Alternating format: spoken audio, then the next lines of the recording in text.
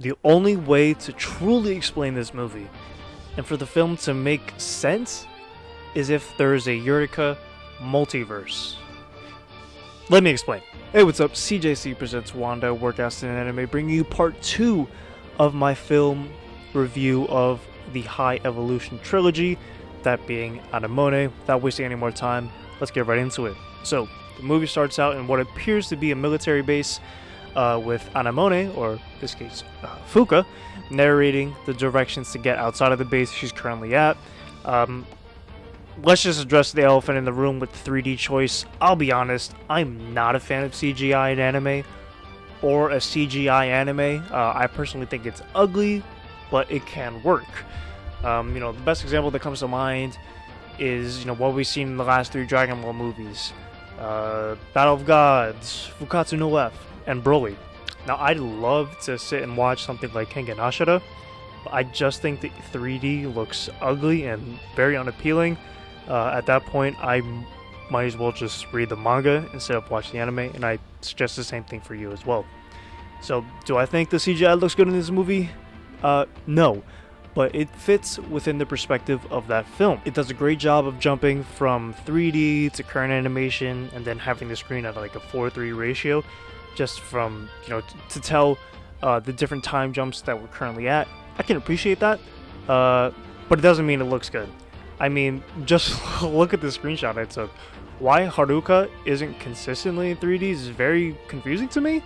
Although, if they're coming at it from a directorial point of view, it could have some sort of meaning where, because it is told from Anemone's perspective at that point in time, that the characters in 3D are more significant, and then I guess Haruka isn't. I don't know. I'm just trying to explain it. The CGI is not good. Anyway, so the beginning of the movie has Anemone, or in this Earth, Fuka, as a 7-year-old. What's been told is that this thing, Eureka 7, has been in this Earth for more than 7 years. Then we get a 7-year time jump once Anemone is 14. However, the dialogue suggests that Eureka 7 has been there much longer. So Anemone and a few others, including Misha, which is a bit confusing, but we'll get to that later. So for the last 7 years, humanity was just getting bodied by Eureka 7, resulting in billions of lives being lost. So instead of attacking physically, they go for the mental game. So in order to do this, they actually have a machine that can achieve an experience, very hard to say, for Anemone, or Fuka, obviously, to go into the mind of this thing. Obviously, as viewers, we know whose mind we're going into, but obviously the current world that the anime is in does not. It's almost like a mind transfer jutsu from Naruto, except we're going across basically the multiverse, or these realities that Fuka's going into. What's happening is Fuka's going into the minds of different Anemones. They have the same, physical, features and stuff like that, just mentally they're different. Now, before going further, Fuka does have a Dominic in this world, but he's just an AI on a smartphone. However, when Fuka mind transfers into the other Anemones, Dominic has a physical being. However, he's an AI that's inside the Nirvash, the end, meant for assisting the various Anemones and also Fuka. Every time Fuka is in these other realities, Earths, she's able to kill the Nirvash every time, but more specifically, Renton gets killed every time. So what's significant is when Fuka comes back, she always hears the crying of a girl screaming out Renton. Every time this happens, it actually slowly destroys the Eureka 7 in Fuka's world. With each experience Anemone goes through, the more popularity she gains as humanity finally has a chance to battle against this thing for the first time ever. As she gets more popular, she's able to meet Dr. Greg Egan. In this meeting, he takes Fuka down to a secret basement where they have someone captive, being none other than Dewey himself. To be honest, I loved every moment Dewey had screen time, just because his character was so interesting. I'm not too sure what his motive is and what it'll be for the next film, but he is very aware of what's happening, and that could be due to his compact drive. It's tough to say because even though he's blindfolded, Dewey is very aware of what's going on in this world. He does say something very interesting as well, something along the lines of half of his world currently being in the current one. But what's even more interesting, well, that's a little subjective, but what I'm going to say is that Greg Egan doesn't know who Dewey is. Again, more on that later. So, Fuka is starting to understand what's happening, or what has happened to her father and who Dominic is. See, in our Anemone's world, again, Fuka's world, Dominic is just an AI. However, an AI created from her father in order to monitor the well-being of Anemone. However, the physical, I gotta put air quotes on that version of Dominic, has a similar role, but was the one who was there with her father. So eventually, we get to the last of these visions that get destroyed, that Eureka has created. But just when Anemone think it's over, it is far from it. Eureka herself gets out of the cockpit of the Nirvash, holding Renton's worn-out jacket, pissed off at Anemone, who keeps killing Renton in the realities Eureka is trying to create. Then it looks as if Eureka creates either like a seven swell phenomenon or a summer of love from the core of the Eureka 7. I think the dialogue that comes between Eureka and Fuka are just so interesting because I love what Fuka basically says. To paraphrase here, saying that she'll live with the painful memories so that the future her father fought for and died for doesn't go forgotten. I've always loved that kind of dialogue where one character is infatuated with reliving the past while one lives with the pain and decides to move forward in life, remembering the pain from that person. So now, be mindful, we're going to get into some crazy thinking in order to make sense of this movie. This movie has its own continuity that takes place after episode 20 in the mine. In this continuity, Renton is actually killed accidentally by Eureka after interacting with the silver box. They also show some scenes that give context, like where Eureka is in some sort of sticky substance. Pause. Also, once we see the resolution of people coming out of the Eureka 7, we see that Charles and Ray are still alive. So, interacting with the silver box basically gave Eureka godlike powers in trying to find a reality in which Renton is alive. It's as if she merges with another Earth.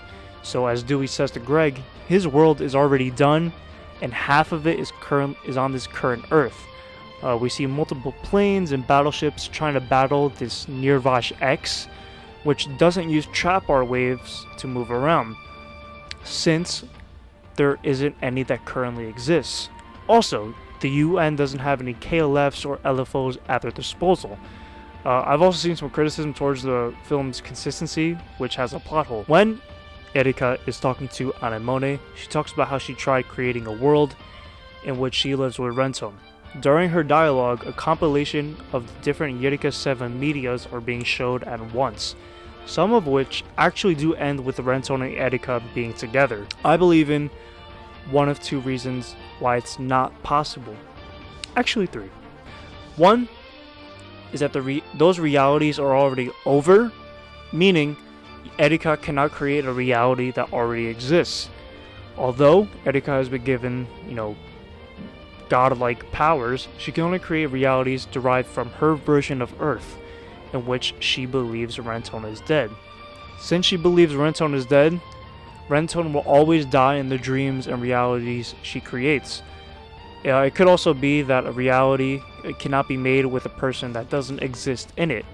It's unclear as to how half of Eureka's world began to merge with Fuka's, but in Fuka's world, Renton doesn't exist.